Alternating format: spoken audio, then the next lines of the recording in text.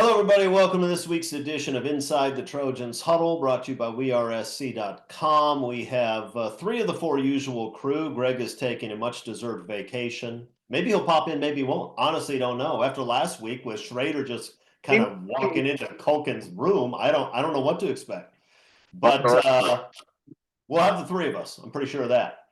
Okay, so guys, let's start with what's becoming my favorite time of the show these days because there's been such a change for the past few years. Let's talk about a recruiting update. Let's do this. First, let's talk. We had a couple of commits since our last taping. We can also talk about what else we think might drop. We'll say what we're allowed to say. What we're not allowed to say, we won't. But as everybody knows, as soon as we finish taping this, but before it goes online, there will be 38 commitments, and then people tell us we weren't timely, which is true. But this is not ESPN. We don't do live stuff. Okay, guys, let's talk recruiting update. We had two commits last week. Let's start with the Oaks Christian running back. Who wants to talk about this kid first? Mark, you got him? Sure, I'll go look because I know so much about Deshaun Rideau. No, look, I think everybody's been waiting for this to happen. Hints have been dropped for at least the last month, and it's just another one of those additions to USC's #1 recruiting class is getting the #1 running back from the state of California. So there's a theme there, and it feels good for USC because it's been so long where you can say USC got the top running back from the state. Deshaun is joining a bunch of guys that he knows, he grew up playing with. I like his style, the way he plays the game, too. He's one of those guys who you're going to line him up in the backfield, but he can also catch the ball. He shows some toughness. He has been dealing with some injuries, but even with those injuries, he was still putting up some ridiculous numbers in his junior campaign. I also like the way that he announced his commitment. It was more of that whole California, that LA thing, staying home. I had no idea that he had a prior relationship with Juju Watkins. I mean, that was a nice Letterman's jacket that they ruined with that Gatorade dump. But that was kind of cool. I mean, it was just more of the whole Trojan family focusing on California, what's important. I wrote a story about it on Sunday. How USC does things matters just as much as the end results. And I think the way USC is recruiting right now, making those hometown kids feel like priority #1, that's huge. I mean, USC was able to go to bat for the best running back in the state, and they beat out teams that like to run the ball a little bit more than USC has shown the last few years. We're talking about Georgia, we're talking about Michigan, Oregon. So now you're winning the off-the-field battle, and that should translate to wins on the field of battle. So I think it's great. Tell us about Deshaun, Eric. Yeah, Mark hit a lot of it. So right, connection to Snoop, connection to Juju. Like he's a kid that USC has not missed on every time, but we've seen guys with tons of USC connections end up at Oregon, right? Tons of LA connections go out of state. So yeah, he's an important piece for that. The injury history at running back is always how does that continue to play out with someone there? But really good speed and a guy who's not overly big, but Mark mentioned this a little bit too, will find contact. And he's a guy that made sure to put like blocking reps on his highlight package, which for a running back, yes, play like show those. There's always a significant jump from can you block in high school to can you block in college, and that's always something that's going to either put you on the field or not. But he's willing to do it. Uh, Good pass catcher, one of those kind of one cut, and everything he does is upfield, north south, but enough speed to get to the edge. Just a good running back, a good running back. USC has two of them in this class now, and again, when you look at the California rankings, if you're USC, it's you don't always need the #1. Sometimes you have a down year, and hey, we can go get a better guy somewhere else, but if you're taking the top guy at each spot in California, it's not a bad place to start with building your class. So he's a guy that, like a few of them, moves the needle with potentially some other guys and connections and that sort of stuff too. So yeah, a good addition for USC. Yeah.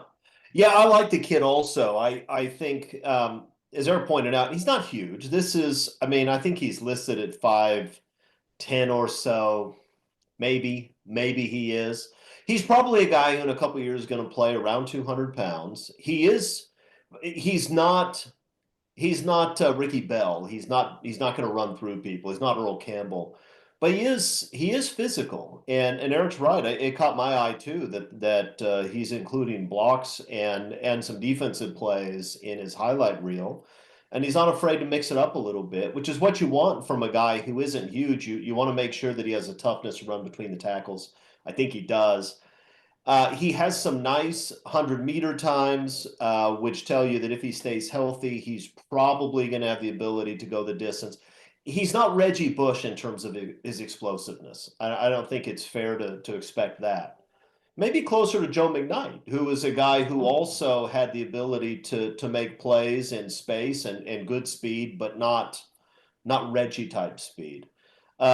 So definitely a good pickup. And I'm with you guys. Look, it matters where you're getting guys from because it's easier to hold together a class that is 85% California kids who know each other and know about USC than kids from the deep South who obviously they've heard of USC Trojans. They've probably seen some games on TV, but they don't know the history. They don't have dads and uncles and high school coaches that grew up fans. It's different. And so landing guys like this makes it a lot easier to hold the class together. Um, Having more money also makes it easier to hold the class together. We get a lot of the, well, they're all going to decommit. No, they're not going to all decommit. Even if USC is mediocre on the field, they're not all going to decommit because these kids aren't coming here because they say, oh, USC is right now one of the top 3 programs in the country. That's not what they're saying. They know better. What they're saying is if we all come, then USC will be a top 3 program in 3 years. That's what they believe, and so they should be able to hold them together. So I like this pickup. It's good to get the best players out of California. We have to do that. Another commitment this week is not a California kid at all. They dipped into Texas and pulled out another defensive lineman. Ton of defensive linemen in this class right now, with a lot of others on the way. I'll probably make a point about that in a minute. But first, Eric, tell us about Jake Johnson. What should we know about this kid? I like him. So former offensive lineman, flipped to defensive line, plays, in Texas in a good conference, good league, and just the motor, the initial get off, and the power that he plays with just jumps off tape. So listed 6'3", 290, could probably get over 300 pretty easily by the time he's either at USC or early in his USC career. And he lines up kind of zero tech, one tech, like right over the center, and he is throwing centers into quarterbacks on his film. And he's come out to USC committed. He had official visits set up for this summer and just said, no, that I've seen enough. And so that visit, meant a lot. He bought in. You could see him. The Coach Henny factor has been huge for all of these defensive linemen. And so to get him in, he was a guy where I think USC they've done really well on these types of kids. Had a good junior year. Recruiting started to pick up. USC got in early, hard on him. Basically seemed to say, look, we like a lot of defensive linemen. We think they're all pretty comparable. We want the guys that want to come in right now. And he was a guy that wanted to come in. SMU was looking, North Carolina was in on him, which now that, when Bill Belichick is sniffing around kids, that's one of those things like when Utah took offensive linemen, right? Hey, let's take another look at that kid. So I like the way he plays. I like the motor. And anytime you're adding that size and good players at that position, you take note. He's a 3-star guy right now, but I think that he's on a pretty long list of players that USC has brought in and has in this class where he could be in line for a big senior year and then a jump in the rankings if anyone sort of wants to look at rankings. But I think USC has done well on those guys that are getting better and better and better and better every year in high school and are about to turn in a big senior season. Yeah, Mark, any thoughts on Johnson?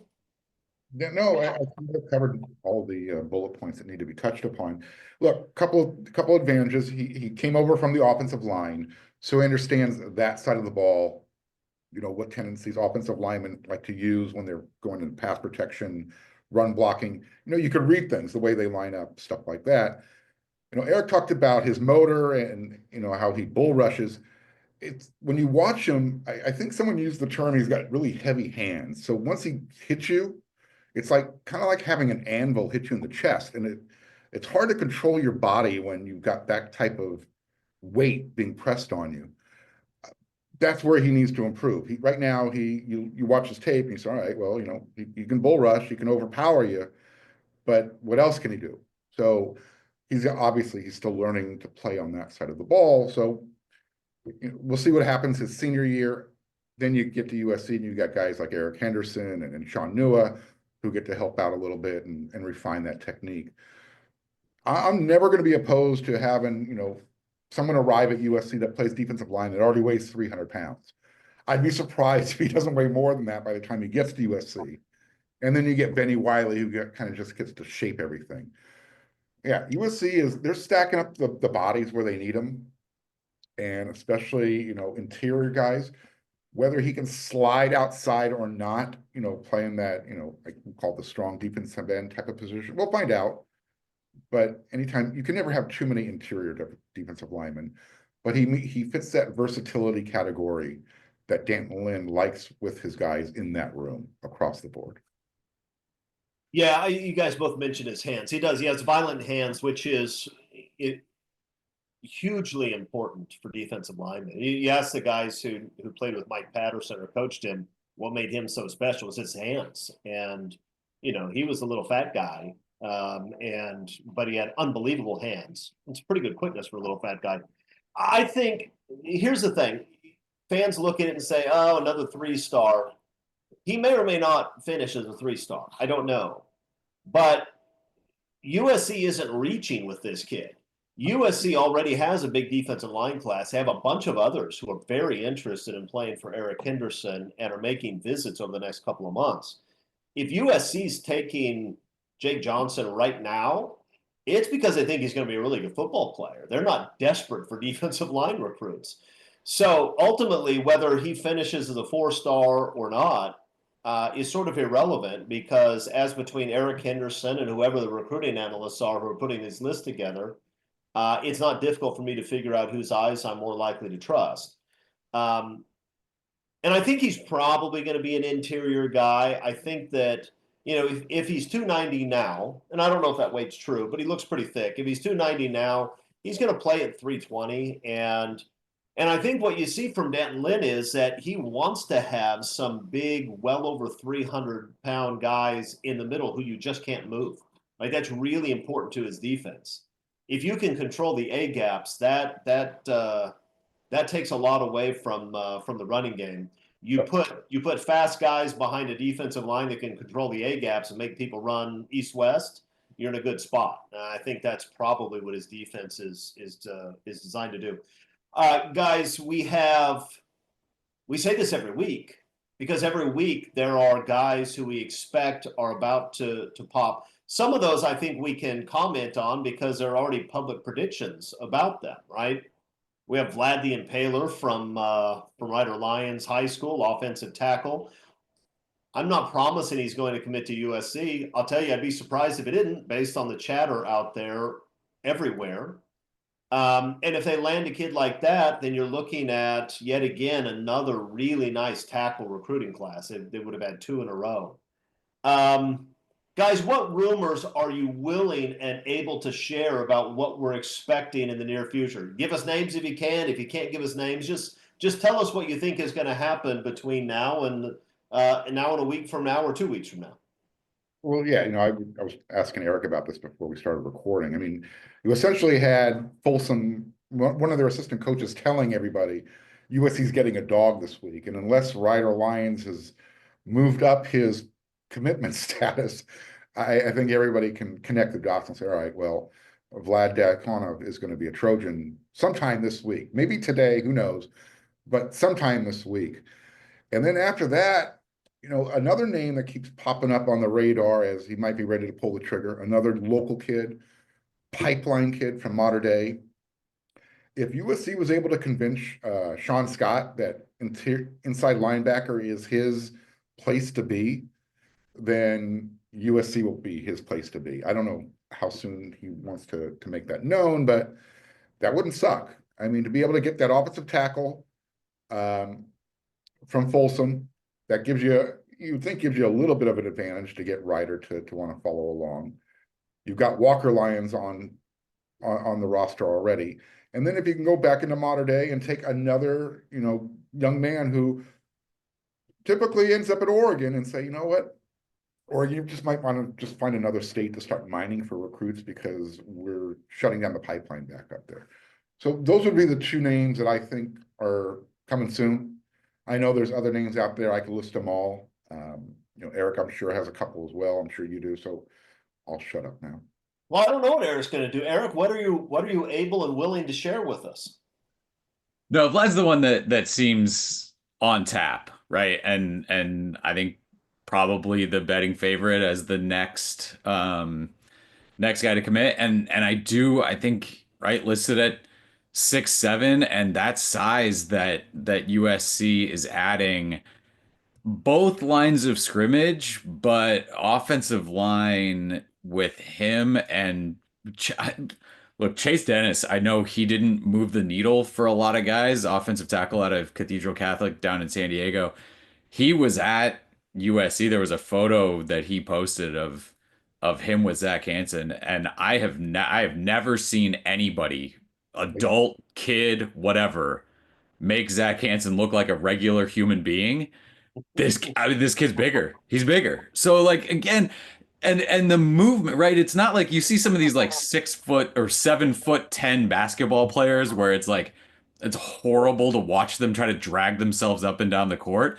Like Chase Dennis can move a little bit. That's the same way, right? They can move a little bit. It's good enough feet where you kind of like where that development can go with them. It's just not an oversized, boy, let's hope that it just takes the defender too long to run around him because he can't get out there and block anybody.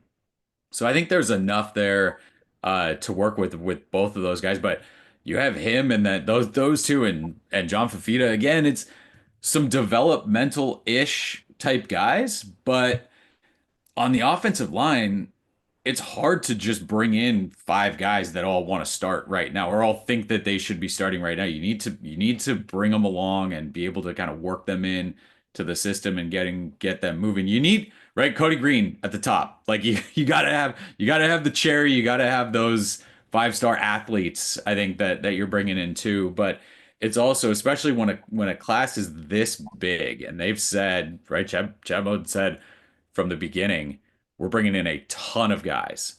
So you need to fill out kind of that whole roster of each position that you're bringing in. And so, yeah, you need the 5-star, 4-star talent, but the California linemen that have been going to Oregon State and Washington State and Utah and Washington and turning into, I mean, honestly, not exaggerating, turning into first-round picks in the NFL drafts. You need to take a chance with, hey, we know our evals and we trust this guy and we want to bring him in. And you're gonna miss. You're gonna miss on those guys every now and then, and probably more times than not, just like everybody else. But those are going to be a key part of this class, and I think you've seen a few of them added, and they'll keep adding those guys too. Well, they're still going to Go ahead. We're going to add those elite guys that are, kind of lurking in the background. I mean, you mentioned Cody Green, Kini Pepe. I think USC feels really good about him right now. Malachi Lee.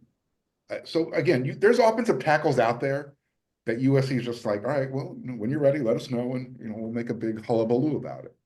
So those guys are out there. USC landed a couple of four-star offensive tackles in the last class. They're going to land at least that in this class. I think that's clear based on the names that are out there.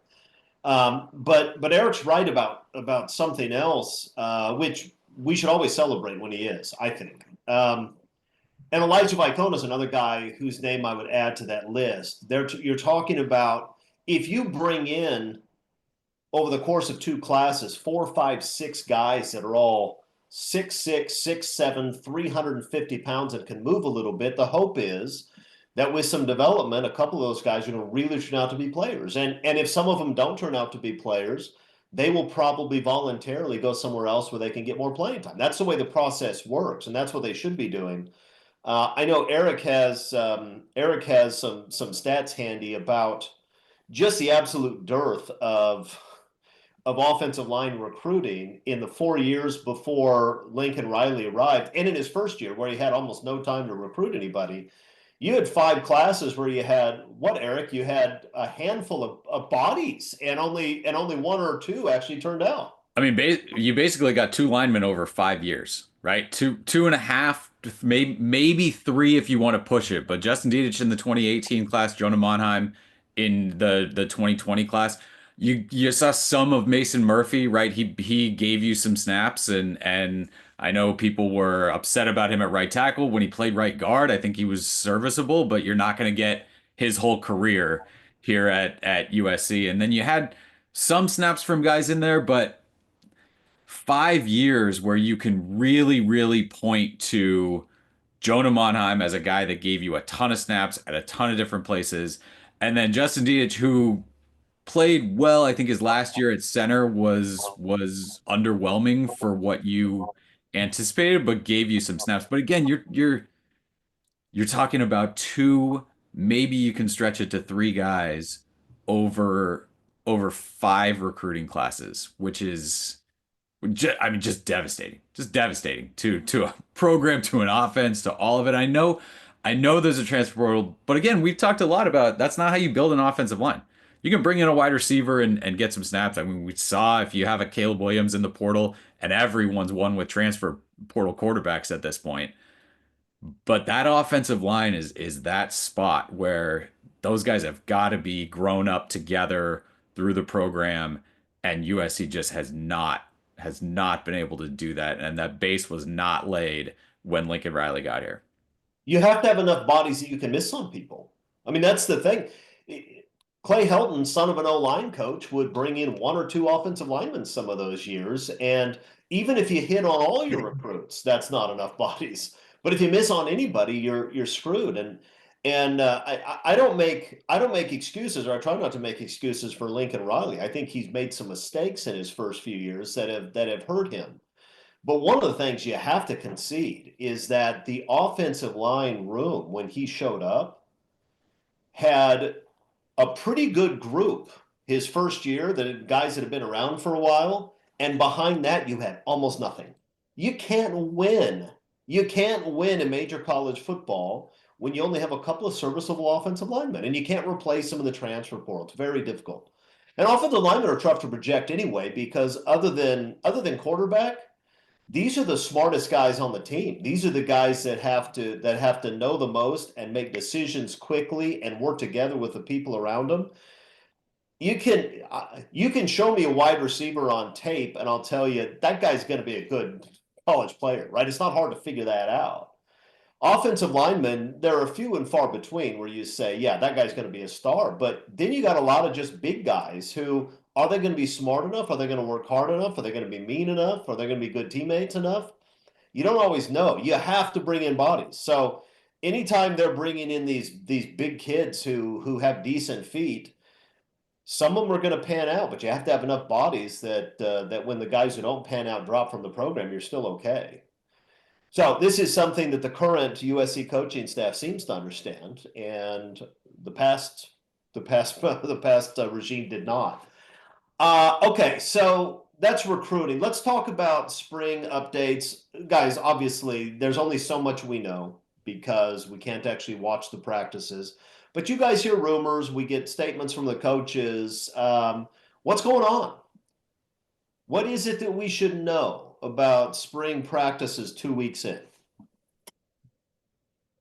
So one of the things that jumped out to me, it's going to start for me with the defensive line, and I know the offense has to play better, and the quarterback has to play better. There's all of that stuff. I don't know how much we're going to get quarterback stuff right now. I think by the end of the spring we'll have an idea. Hey, did Jaden Mayava throw 3 interceptions every single practice? Right. I think there's things that can linger. And when you look back at last spring, a bunch of defensive backs were getting a bunch of buzz because they got their hands all over passes, interceptions, knockdowns, all of that. I don't know if we lingered enough on, hey, maybe there's a red flag at the quarterback position going through here, and not just, oh, the defensive backs are playing well. So I think by the end of spring, we'll have an idea of that. I think so far right now, the defensive line kind of chatter there is jumping out. I think Keyshawn Silver not being fully healthy is a bummer, right? Because you needed him to play a bunch, be a leader up there. He's a guy who has played a lot coming over from Kentucky. It doesn't sound like anything that's going to get into the season. You don't want anybody to miss spring or have any kind of injury like that where it's we'll see how it goes. But the buzz about Jakeem Stewart, the buzz about Floyd Boucard as freshman interior linemen, I don't know what that rotation ends up looking like. Like I think we got way more out of Kobe Pepe last year than anyone anticipated. I think he could play again this year. Jide Abasiri looks like a monster this year compared to last year. He looks different, and he played a lot for a true freshman interior defensive tackle. Played quite a bit last year, and you specifically remember Lincoln Riley saying like he flashed in spring when he had no idea what he was doing. When that light comes on, he's gonna be something, and he hasn't gotten. I don't think a lot of buzz just because he's a name that you don't need to hear for because you expect something out of him this year. Devin Tompkins has been a guy that you've heard about. The interior of that defense line, it has been a long time, I think, since we've been able to just say that group's going to be good. And if these two true freshmen are really pushing and developing into a point where like they could play this year, I that's exciting. That's exciting because that's what controls games, right? Last year the defense played better, but there were still some drives where it wore down and you weren't kind of just absolutely stuffing things fourth quarter when you needed stops. And if you have that this year, there's wins there. Again, the offense had every chance to win a bunch of games last year, but defensively, you could finish those games off too with a couple big stops. Yeah, last year's defense, with the exception of Bear Alexander, played hard. And especially up front, they played hard, and you had some under-talented guys that gave it everything they had. But you didn't have guys who could control the interior of an offensive line consistently. USC is probably going to be better at their third string position inside than they were at their first string position last year inside. That's my guess right now. That's a good spot to be in. Both because guys sometimes get dinged up and because you need to be able to rotate people. You can't have defensive linemen playing 80 snaps. That's not good. Mark, what do you hear? So I'm hearing that while the defensive line is deep, Eric kind of went down there. Keep an eye on Cash Jacobson. He already looks the part. I mean, we fell in love with Gavin Meyer last year. He's a Gavin Meyer type of player. I got some feedback from somebody who says, right now when the ones are going against each other, especially in the trenches, neither side of the ball is dominating right now. It's a real battle, and I guess that's what you want. When in spring camp, you don't want one ahead of the other. We look forward to the defensive line being dominant, but that's a good sign that USC's offensive line, who they're rolling out there right now, which is Elijah Page, left tackle. You've got DJ Wingfield at left guard. When Killian O'Connor suffered his knee injury, John Ray Reed solidified the starting center. You got Alani Noah. You got Tobias Raymond. So those five are the ones who are making the defensive line's job really difficult right now, and that's great. The other thing I think we've all seen are some highlights that USC releases. They get their social media team going. Jacoby Lane is doing stuff that, as Coach Rob Ryan would say about Eric Gentry, he's making the unnatural natural. We know that if he gets a hand on the ball, doesn't matter how good of coverage you're in, he's probably going to bring it in for a touchdown. That's exciting. I think hopefully more and more of you will jump in line behind me and say he's going to get 20 this year. I know we're talking about spring ball highlights. Nevertheless, there seems to be a maturity level with him. I don't want to say he's taking football more seriously, but he understands that he is the guy this year, this season. Well, he probably needed to take football more seriously, right? Huge. The only guy who can stop Jacoby Lane is Jacoby Lane. And he's immensely talented. If he's serious and working hard, he's going to be a problem. Yeah, and I think that light bulb went off for him. So that's great. And the other thing I think we need just to kind of stay focused on is how well the secondary plays this spring, because that's going to determine whether or not USC is going to go into the transfer portal to get some more experience. You only got 3 guys back there who got some legitimate playing experience. And we're talking about Prophet Brown, who, started when Clay Helton was here. DeCarlos Nicholson's back for the second year with Dan Lynn's system. And then you're bringing in DJ Harvey from San Jose State, who's got a lot of playing experience, but he's still learning the system. You mean these are the corners that have experience? Correct. Okay, because there are some safeties that have played some. I should have said whether they go into the transfer portal for another cornerback with experience. If Marcellus Williams, Braylon Connolly, if Alex Graham, if any of these younger guys, Tristan Castro, if they show that they're ready to be part of the rotation, USC can spend their money in the transfer portal and other places that, like linebacker, maybe an offensive tackle for depth, that type of stuff. So those are the things that I think they're really focused in on right now. The first 2 weeks. Yeah, USC, if they have an opportunity to get a proven, experienced corner, maybe they do it. I'm not worried if they don't. I think the guys they have there are going to be fine. I actually think they're going to be okay at offensive tackle. And more to the point, if they're not okay at offensive tackle, I don't think they're going to be able to find a sure thing in the transfer portal to solve that. So Tobias Raymond and Elijah Page are either ready to go in their 3rd year in the program, and I think they will be, or there are going to be some issues. But I don't think they solve that. They're going to have to get a linebacker in the transfer portal. I think they have to. I know Lincoln Riley has talked about how much they love the room, and that's fine. They have some players there that I like. I don't think they have enough there, especially with Gentry's injury history. So I think they've got to do something there, but I guess we'll see. Because we said that last year at the transfer portal, right? There's some places that they've got to do something there, and then The issue at linebacker, too, is that Dan Lynn clearly wanted to run 3 linebackers for a lot of these Big Ten teams. And then when Eric Gentry went down, it was, how do we find somebody else? I know Anthony Beaver stepped in and he's a very easy guy to root for. Still kind of converted safety coming down, and I don't know, right, size-wise, if he's that true 3rd linebacker against some of these teams. Like he's going to play clearly a bit this year, but I don't know if you have an answer right now if you want to go a little bit bigger with those 3 linebackers.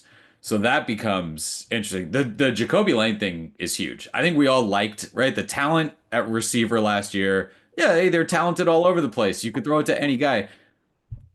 If you don't have someone that tilts the field and makes defensive coordinators go, holy cow, what do we do? We got to come up with a whole new thing to defend this guy.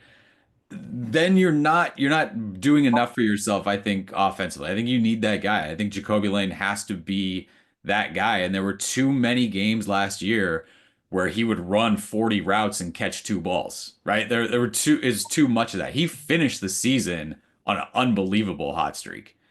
But there were too many routes that he ran where he wasn't open, he wasn't dominating. And we've seen guys that sophomore year to junior year, specifically in the spring, where they show up and it's, oh, okay, he's the guy this year. And it feels like Jacoby Lane has taken that step. You know what you're getting from Makai Lemon, right? The work ethic, the attitude, the effort on the field, all of that sort of stuff. The yards after catch. Oh, yes, yes. Like Makai Lemon's gonna bring it. Jacoby was a bit of an enigma where is he full go right now? Is he showing up? All of that stuff. And that happens, right? Young guys, that can happen with them, especially kind of crowded depth chart. Am I playing? Am I not playing? Who's the starter? All that sort of stuff.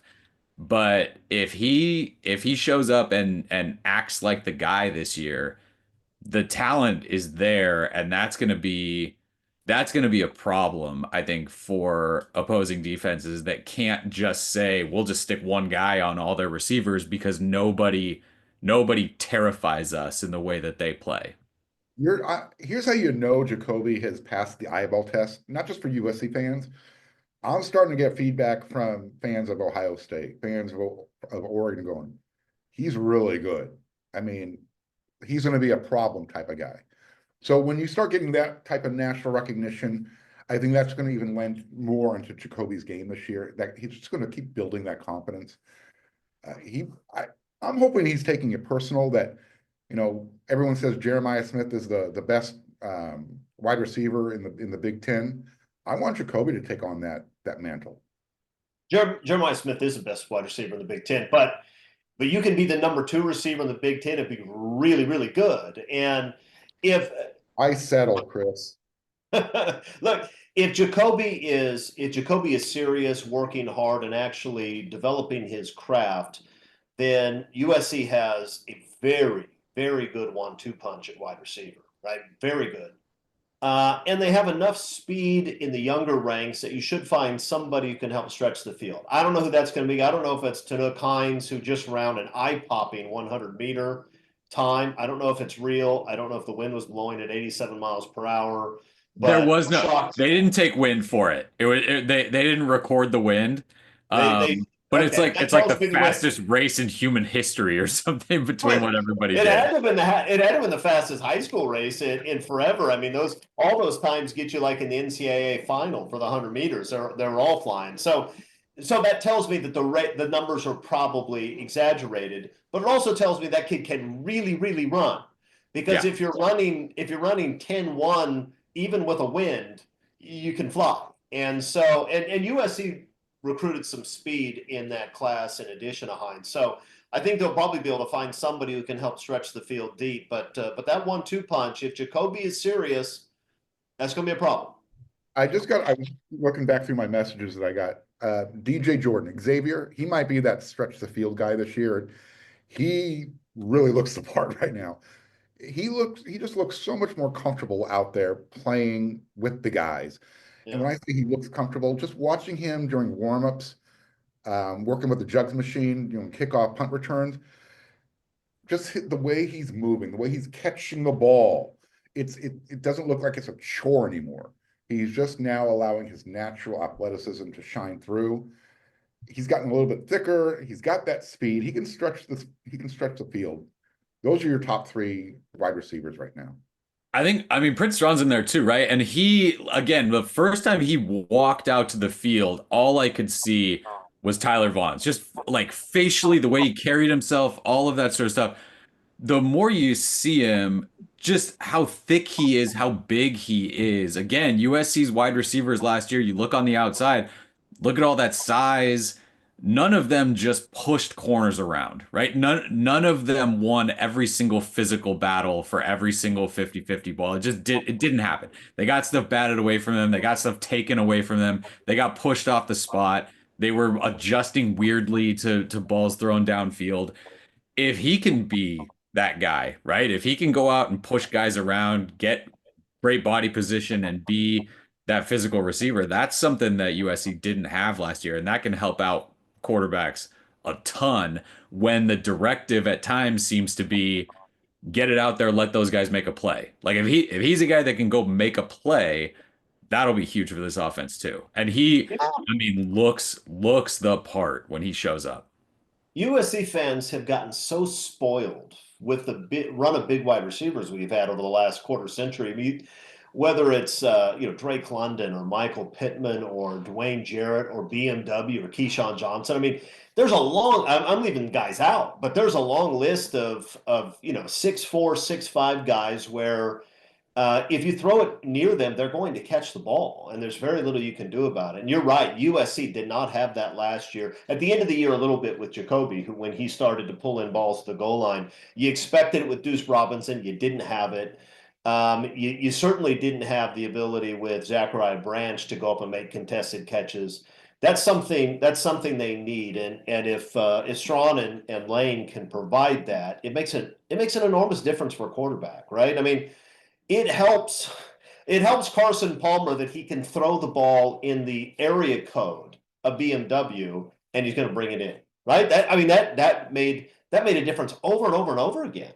So we'll see, but I'm encouraged by that. I'm encouraged by the relative lack of injuries. Killian O'Connor went down. You have a few guys who are not full go, including Silver, including Anthony Lucas, I think, and maybe a few other guys. But you haven't had the catastrophic spring injuries yet, which is nice because you don't want you're going to have some problems with depth at positions when you get into the Big Ten schedule. You don't want that to start in April. So far, they've avoided that. What else, guys? Anything else on spring, or have we covered all the rumors? I mean, the running back position shakes out a little bit. I don't think, I think writing on the wall for Amarian Peterson last year, a guy that you bring in that 23 class, and now you've lost him and Quentin Joyner. But I think that's what you do, right? You go out, you recruited Brian Jackson, and you go, we love this kid. We love this kid. Like he's moving up the depth chart last year. He's up here now. It's what you wrap your head around college football right now, right? You recruit guys, you bring them on the roster, and is he the best player for next year's roster? Who knows, right? And so if you just churn and you bring in players, like everyone roots for Mario Peterson to land at a spot where he can get 20 carries a game and go out and run people over. The way that he and Brian Jackson played felt really similar, but you saw it in the bowl game. There's a little bit more with Jackson, right? When he gets the ball, there's a little bit more to him. And I think that's kind of how that plays out. And then, you've got the two transfers that I think are going to be your top two, that buzz about Wayman Jordan right now being a guy that, and again, you see him walk out to practice and it's like, if I had to list two guys that I did not want to tackle, I'd not want to try to tackle that guy. He's in there. He's in there. So I think he'll be fascinating to watch. Anyone that's trying to make that kind of JUCO to big time football jump, and with the idea of I'm going to be a starter and I'm going to be the main guy, and look at what Woody Marks did, for the team last year. Can he be that guy? That's going to be really interesting to watch. I'm a little bit surprised by USC's fans hand-wringing over Amarian Peterson. I don't want to take a shot at Peterson, who's probably going to go somewhere and play really well, and I hope he does. But when the guy's four-string last year and he's going to be four-string this year, what in the world are we, I mean, why are we so freaked out about this? The reality is that one of the things that Lincoln Riley has done pretty consistently since he arrived at USC is pick backs, bring them in, and say, that guy can play and play well for us immediately. I mean, he's done that every single year. Peterson is not as good as Brian Jackson, and anybody who understands football knows that. And he's almost certainly not as good as Wayman Jordan, and Peterson understood that. That's why he left. I mean, and that's okay, guys. It's okay. Lincoln Go ahead. Lincoln Riley is a great evaluator of running backs who he's seen play, who have film in college. Yeah. I think what the issue with certain fans, is his evaluation of running backs coming out of high school.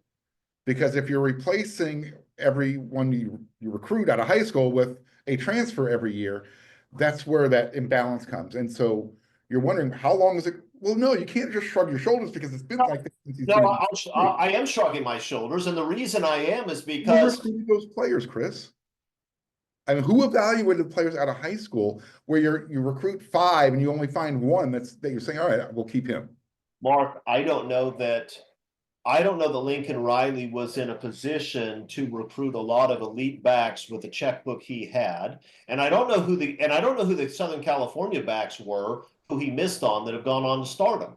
Well, So we know that Amari Peterson wasn't chopped liver coming out of the state of Texas. it was fine. He was a perfectly serviceable player at the elite level, and he'll be a very good player at a slightly lower level, and that's fine.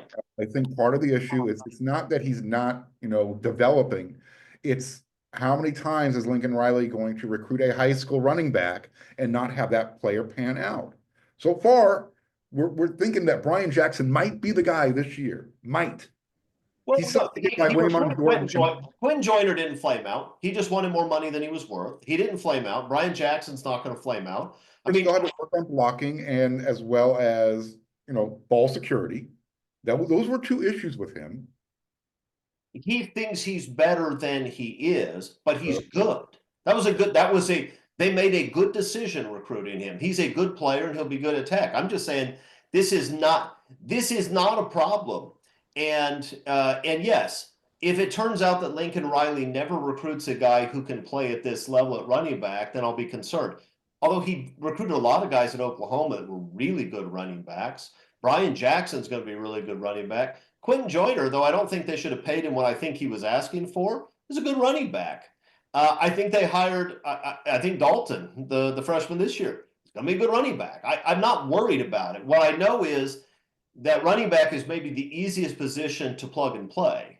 Maybe wide receiver, but running back is up there. So if you have an opportunity to bring in a guy who you think is a difference maker in Wayman Jordan, you do that rather than keep Marion Peterson around to keep him happier, because you have to be better. You have to be better than you've been the last couple of years. So I just think it's much ado about nothing, and I think we're fine at that spot.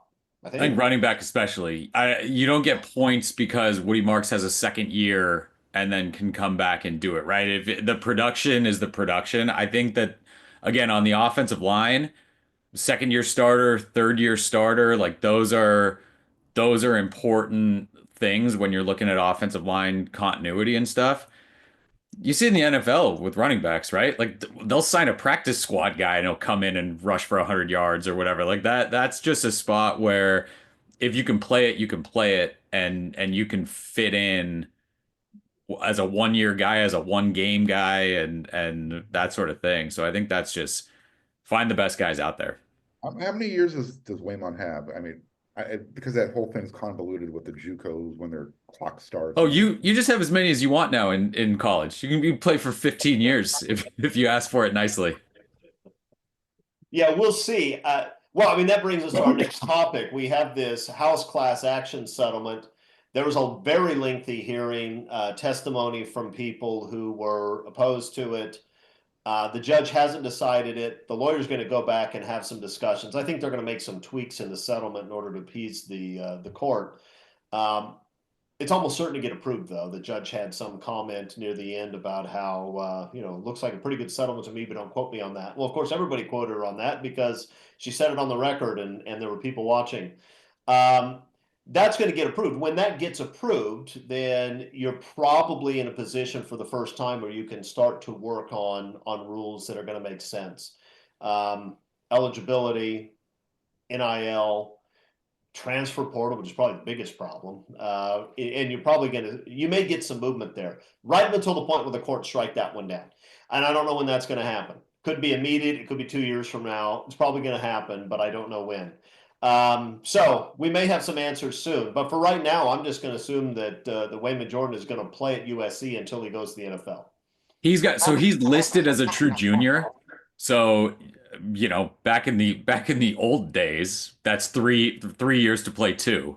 But again, the JUCO ruling that the reason that DeCarlos Nicholson is still on the roster, all that's done is give guys this 1 year.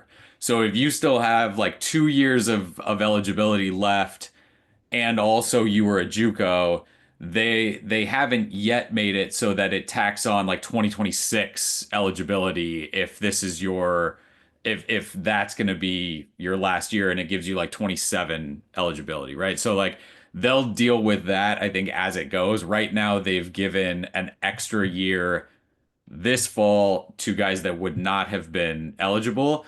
There'll be a lawsuit that comes up next year to give a guy the next year too, and we'll just keep kicking that down the road, I think, unless, like Chris said, we get a full, here's all the rules about everything. Everybody please agree to this and pinky promise that you will not launch lawsuit after lawsuit every single week, which is going to Well, happen no matter I'm what. gonna launch one because Yes. you're talking about USC needing need an experienced corner. I've got a ton of experience. I'm gonna see if I can get another year. I mean, I'll be almost 52 when the season starts, and I don't know if that's what they're looking for, but I don't know that they're not. I mean, if you just want an experienced guy, I have a lot of reps, a lot. So we'll see what happens. I'll keep you updated on this I don't show. know if we can call you a local guy though. They'll probably want a 52-year-old Southern California guy who They lives love there, Texas. right? Lincoln Riley loves recruiting out of Texas. It's fine. It's It's fine. true. So there's We a should decent start chance there's a decent chance I'll be on next year's roster. And then that'll really improve this show. I'll have all the inside dirt. we should start some sort of GoFundMe campaign to get Chris to walk on in uniform. Just to see it happen. That's the last thing I need is to walk out there for 3 minutes and get injured and have to go through 12 months of rehabilitation so I can walk. Okay, let's close with this. And you guys don't know the names I'm going to throw at you, but we're going to finish with our game. Who do you take? All right. And we're going to mix it up a little bit because I'm going to match people. It's not just one-on-one anymore. Here's number one. Amon-Ra St. Brown and his teammate Drake London, or Big Mike Williams and his teammate Kerry Colbert. Who do you got? I'm taking the latter. You're taking BMW and Colbert? Yeah, they got the billboard. They got billboard status. Eric McKinney. So I want to take the other ones, but I can't form an argument against Mike Williams. Like I would take Mike Williams and the equipment guy, I think, over a different pair. Over two great football players. It doesn't compute to argue against him, but those two are good. Drake and Amon-Ra are they're good. Okay, since I know what the answer is going to be if I put the next pair up against BMW and Colbert. Instead, Amon-Ra and Drake London against Robert Woods and Marquise Lee. I'll take London. That's good. I'll take London Raw. I'd take the other two. I'd take Woods and Lee. Marquise Lee is still the let me see if I'm gonna sound like an idiot if I say this. That 2012 season, the most explosive wide receiver that I have seen at USC. Just it felt like every time he touched the field, he could catch 20 passes for 400 yards and have multiple 90-yard scores. Like it was incredible. You don't have the big guy, right? You don't have, with London and ARSB, you got a big guy and then a technician who's going to make all the tough catches. Robert Woods almost matches up with Amon-Ra when it comes to that technician side. I think he's a step down from Amon-Ra, but it's close. Marquise Lee, I'm choosing the explosiveness over the big guy, but look, those are six really good football players, so that's a tough one. Okay, it's going to get harder. You ready for this? I'm going to give you 5 defensive players from one team and 5 from another team, and you get to choose which 5 you want. Okay? Here's the first set of teammates. Matthews, Cushing, Maluga, Kevin Ellison, Taylor Mays from 2008. Here's your group from 2004. Udeze, Patterson, Cody, Groots, and Lofa Tatupu.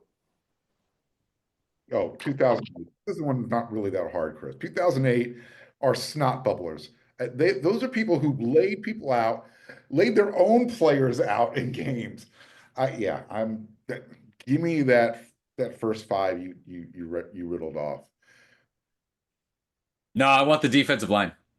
I want the D Yeah. line. I want the 24, the 2004 defensive line. You Yeah. get the 2004 defensive line, and while you Mark's guys don't, don't make it through the first quarter. They're all out of the game. They're all thrown out. They're all thrown out of the game. Their first hits, they're done.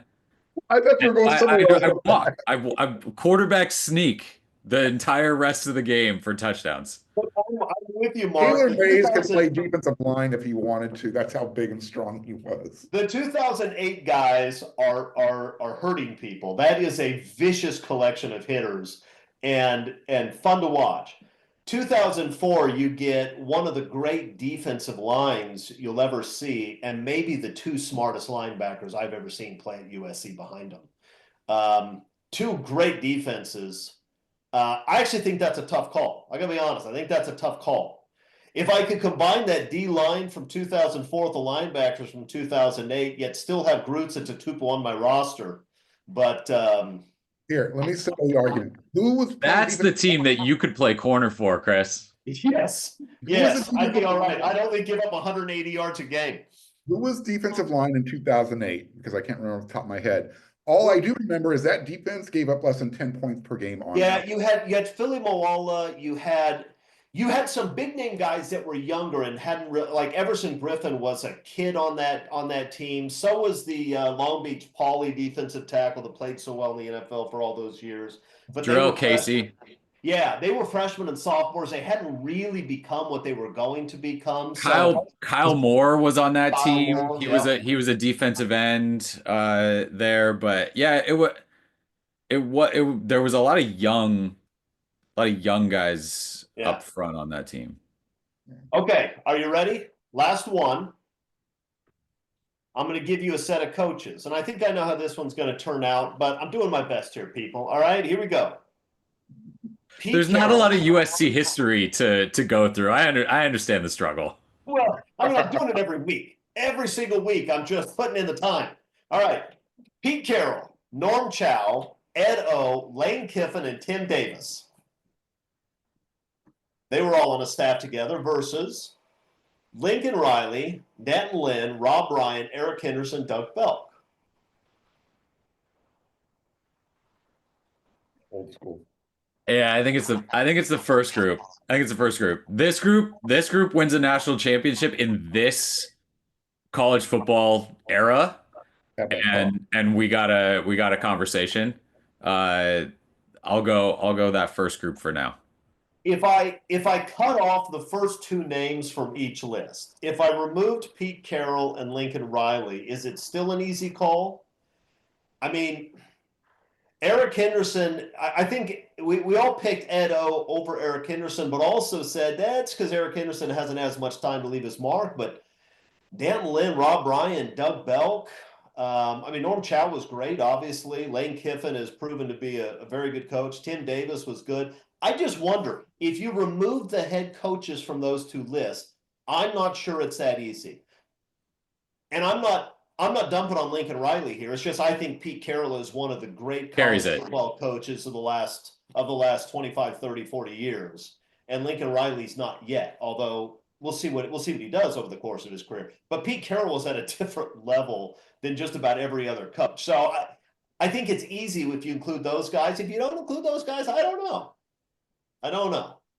Yeah, look, Dan Lynn is just kind of starting. Is he Norm Chow eventually? Right? I mean, I don't know. Like the way what we've seen from him, the way players talk about him, the way other coaches talk about him, I think USC has him at the beginning of, and again, maybe in 3 years this sounds dumb, but potentially like Hall of Fame coaching career. Like this guy gets it. Unbelievably sharp, unbelievable teacher. You heard I think John Jarrett said it last week where it's like he wants us to sit down with him and explain everything we're thinking so he can sort of reshape everything that he's telling us and how we can get it better. I mean, his ability to communicate, to teach, to throw stuff out there, it's again, it sounds crazy because you have the longevity of those other guys and you know what they've done already, and you're guessing a little bit on some of these guys. But I think USC's got a special guy on defense right now. He's Rob Ryan would agree with you. I mean, he just cannot throw enough platitudes at that young man, at that young coach. I mean, whether he's calling him the next Mike Tomlin or, he's just how smart he is. The last time these two coached together, Coach Ryan said, "Hey, we have the #1 defense in the NFL, so let's see if we can recreate that here." So yeah, Eric is right on point with Danton Lynn. Dude's a that defensive staff. When you have Rob Ryan, you have a guy that has seen everything over the years, right? Because you have Dan Lynn is a young coach, Eric Henderson is a young coach, Rob Ryan is not a young coach. He has seen everything from 1980 to the present. Doug Belk doesn't get as much credit as he deserves. He's a great recruiter and a fantastic coach. I mean, also has defensive coordinator experience. Rob Ryan has defensive coordinator experience. Danton Lynn is maybe the top young defensive coordinator in the country. That's an incredible staff. The fact that they probably lose out to that other staff of Pete's just tells you something about what Pete had going on with that group. I mean, that was an extraordinary group of coaches too. Lane Kiffin, I don't know if he was an extraordinary coach at the time. He certainly developed into pretty darn good head coach. I think we'd all agree. But Norm Chow, Ed O, Pete Carroll, that right there, you give me those three, and I feel pretty good about my coaching staff, I think. Okay, guys, do we have any specials, Eric? We still doing that $1 thing? Always. $1 always first do? week. Don't tell them that.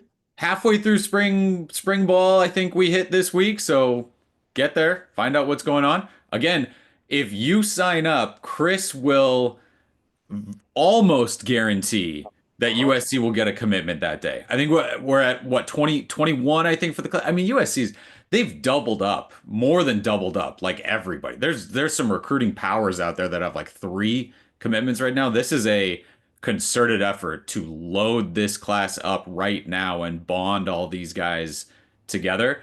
Good chance they're getting a commit that day that you sign up. I'll guarantee it. If that's what you want, I'll guarantee it. Look, it's not true. When Eric says always $1 for 1 week, that's not true. That's going to go away very, very soon. If you don't take it now, you'll probably lose it. Okay? That's just basic sales, McKinney. Come on. Okay, guys, anything else you want to say before we sign off? No, we did it. We did it all. We did it. All right. Well, thanks for joining us. Good time to be a Trojan. I'm looking forward to the next few months. I can't wait to see what this team looks like come September. Can't wait to see Clay Helton in the can't wait to see Clay Helton on the Coliseum again. Boy, that'll be exciting. Okay, I guess we're done here. Thanks everybody. Until next week. Fight on.